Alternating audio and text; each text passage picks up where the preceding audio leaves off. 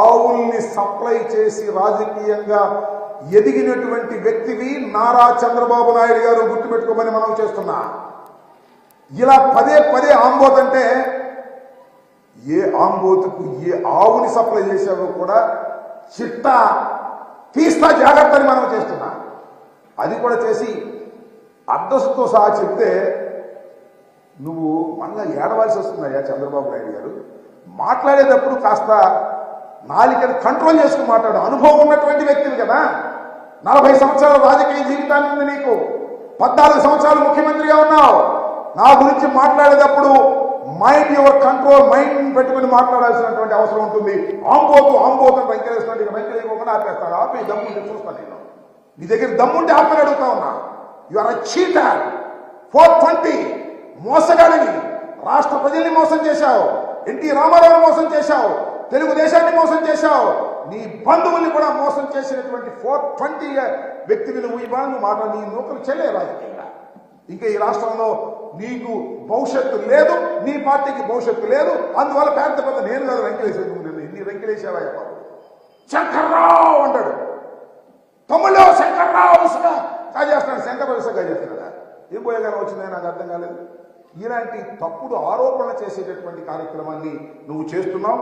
ఇది మంచిది కాదని కూడా ఈ సందర్భంగా నేను మనవి చేస్తున్నాను. నువ్వు చాలా సందర్భాల్లో చాలా విషయాలు మాట్లాడావు. ఇప్పుడు కూడా అదే విషయాలు మాట్లాడుతూ ఉన్నావు. ఏమిటంటే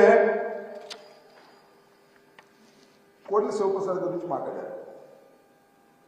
సరే, ఆయన నా మీద పోటీ చేసి ఒకసారి గెలిచాడు, రెండవసారి అందరితో పాటు ఏరుగురితో పాటు ఆయన ఓడిపోయాడు.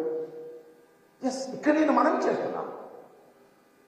రాష్ట్ర ప్రజానీకాన్ని, పలనాడు ప్రజానీకాన్ని మనస్ఫూర్తిగా అడుగుతున్నా, కోడెల శివప్రసాద్ గారు ఆత్మహత్య చేసుకోవడానికి, మరణించడానికి ఎవ్వరు కారణం? వైఎస్ఆర్ కాంగ్రెస్ పార్టీనా? లేదు అంబటి రాంబాబు గారా? తెలుగుదేశం పార్టీనా? నువ్వా? ఒక్కసారి ఆలోచించమని మనం చేస్తున్నా.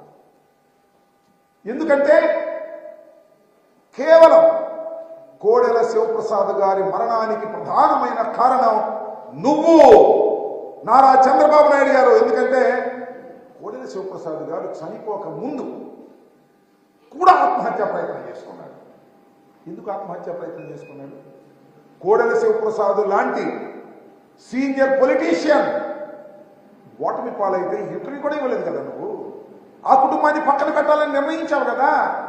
కోడెల శివప్రసాద్ని పక్కకు నెట్టాలని నిర్ణయించుకున్న తర్వాత ఆ బాధ పడలేక మానసికంగా 1-2 సార్లు నిన్ను కలుసుకోవడానికి ప్రయత్నం చేసిన వారి కుటుంబాన్ని కానీ వారిని కానీ పక్కకు నెట్టేసినటువంటి దుర్మార్గుడు నువ్వు. అందువల్లే ఆయన మానసికంగా కుంగిపోయి ఆత్మహత్యా ప్రయత్నం చేసుకుంటే ఇల్లు అడిగారు కదా.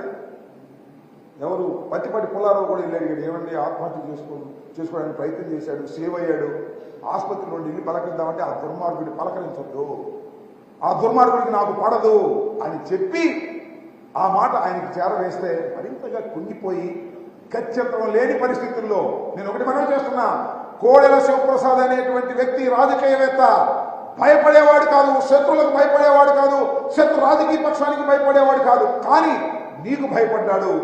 నీ తత్వం వలన, నీ నిరాదరణ వల్ల భయపడి ఆత్మహత్య చేసుకుంటే దాన్ని కూడా సొమ్ము చేసుకునే కార్యక్రమం. కోడెల శివప్రసాద్ మరణానికి చంద్రబాబు వైసీపీ కారణం అని మాట్లాడు. నిజమేనయ్యా, వైసీపీ కారణమే అనుకుందాం. కాసేపు వైసీపీ కారణం అయితే ఎంత సింపతి వస్తుంది. మరి వాళ్ళ కుటుంబంలో వాళ్ళ అమ్మాయికో టికెట్ ఇవ్వచ్చు కదా. ఎందుకు పక్కన పెట్టావు నాకు అర్థం కాలేదు. కక్ష ఇంకా పోలేదు నీకు.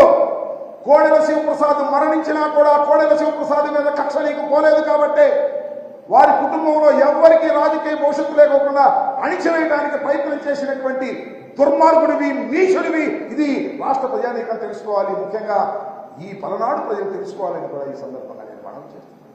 ఇలా చీటర్, ఇలా మోసం చేస్తాను. అంతేకాదు, మా శ్రీకృష్ణదేవరాయలు గారిని చేర్చుకుంటే ఏమన్నావు? ఆయన తులసి మొక్క అంట, మొన్నదాకా గంజాయి వనంలో ఉన్నాడు, ఇప్పుడు తులసి వనంలోకి వెళ్ళాను. నువ్వు తులసి మొక్కవి, నీ తెలుగుదేశం పార్టీ తులసి మొక్క, మేము గంజాయి మొక్కం. నాకు అర్థం కాల. నేను ఈ విషయాన్ని ఒక్క విషయాన్ని చెప్పాలి ఇక్కడ. లావు శ్రీకృష్ణదేవరాయలు గారి కుటుంబం